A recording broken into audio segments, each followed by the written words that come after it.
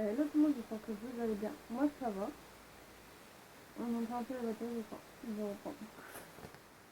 Là, les amis, j'espère que vous allez bien. On se retrouve, je pense, en forme. Je vais avoir les pour ce tuto.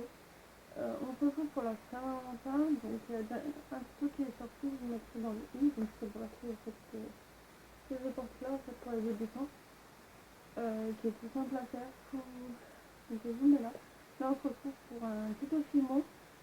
Les bouts de reste, pareil, c'est de l'année dernière, je crois. Donc, je vais vous mettre dans le i. Et donc là, on va faire des pommes d'amour. Je vais mettre une photo sur le côté. Donc, on va faire deux sortes de pommes d'amour. Une pomme d'amour kawaii et une pomme d'amour normale. Parce que c'est la même base et quand même la même chose. Je suis déjà équipée. Voilà. Donc voilà. Donc je vous laisse avec la liste du matériel.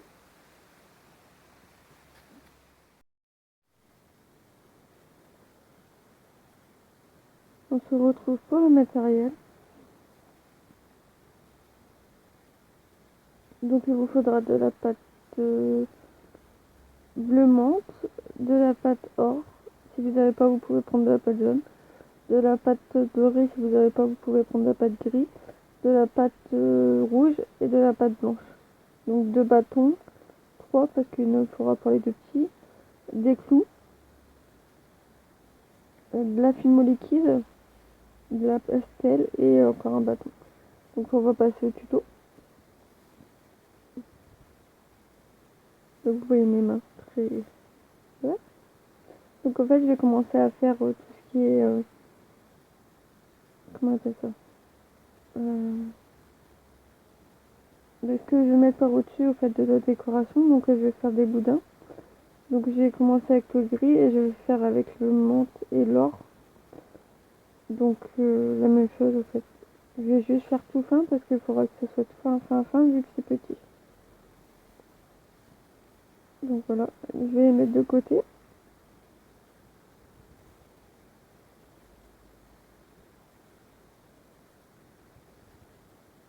Je vais prendre ma pâte rouge, je crois.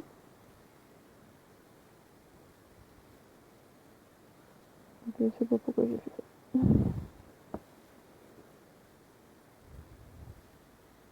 Donc je vais prendre ma pâte rouge, je vais les couper en 3 morceaux.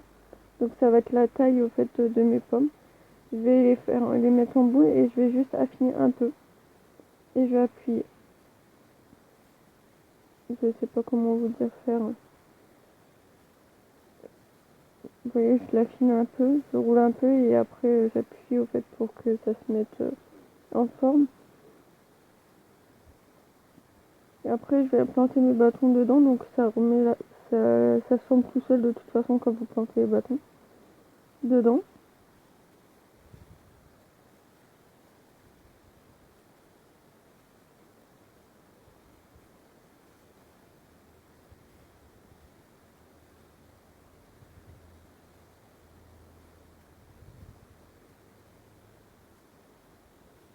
Donc le coulis, c'est de la fimo liquide et de la pastel. Vous avez juste à mettre la fimo liquide, à gratter un peu de pastel. Et la façon de la couleur que vous aimez, bah c'est excellent. Et vous comment vous touillez avec le bâton jusqu'à temps qu'elle puisse brûler. Donc là en fait j'ai pris ma pomme et je vais la tremper dedans.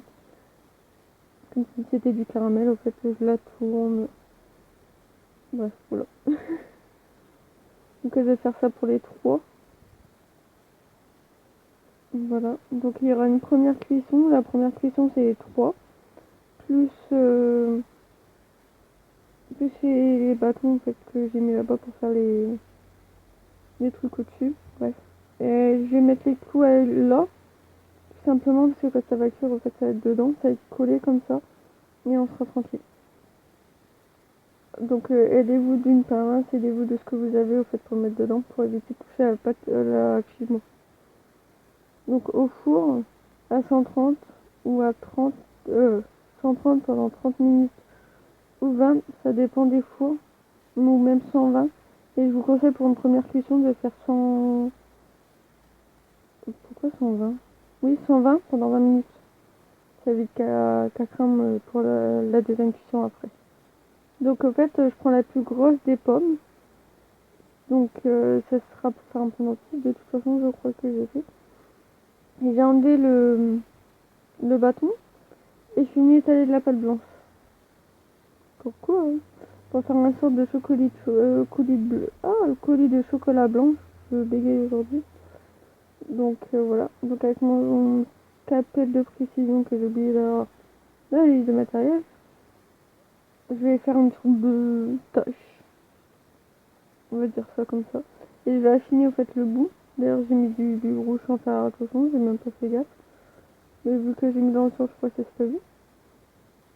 Donc voilà, je le mets dessus et je vais planter le bâton. Donc pas perdre le trou, parce que j'ai perdu. Je vais planter le bâton en fait pour que ça tienne tout simplement. Donc vous allez me dire la pâte fumeau sur la fumeau liquide qui est cuite, ça va tenir ou pas. Oui ça tient, j'ai essayé, ça tient.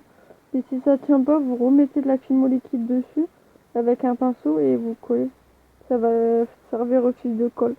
Si ça tient pas, c'est ce que j'ai fait pour mon deuxième œil au fait. Après quand j'ai coupé au fait. Bref, que ça tenait pas. Donc je mets mes trucs que j'ai coupés.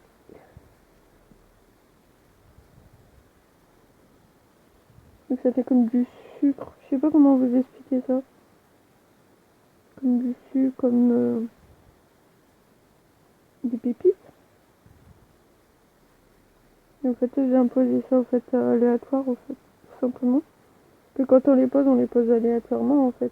Quand on les fait. Donc c'est jamais parfait. Donc voilà. Donc là je suis venue faire les œufs je crois. Donc j'ai pris de la pâte noire. Que je vous ai mis dans la liste du matériel. Mais que j'ai oublié de dire je crois. Et du coup, je suis venue couper des petits morceaux, mais vraiment des petits morceaux. Et je suis venue écraser, en fait, contre... là. J'ai fait un rond que je suis venue écraser. J'ai du mal aujourd'hui. Je suis désolée. Et je suis venue, en fait, les disposer. Alors, vous verrez que ça colle pas. Donc, je suis venue bien l'appuyer dessus. Mais en fait, après, je les ai enlevés et je les recollés, en fait, avec la pâte... avec la fumeau liquide, en fait, avec un pinceau. Donc, je suis venue juste... aplatir les bouts en fait avec mon scalpel, le dos de mon scalpel pour que ça fasse comme un sorte de coulis parce que je trouvais ça trop épais et ça me plaisait pas.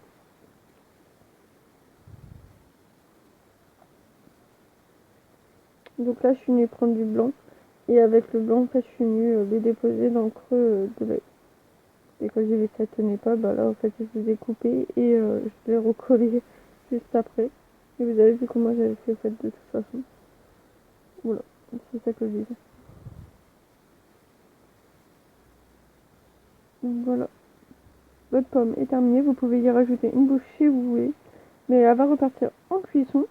Donc là, je vous conseille à 130 pendant 30 minutes. Puis je vous dis à très très bientôt pour une nouvelle vidéo. Likez, commentez, abonnez-vous. Bye bye.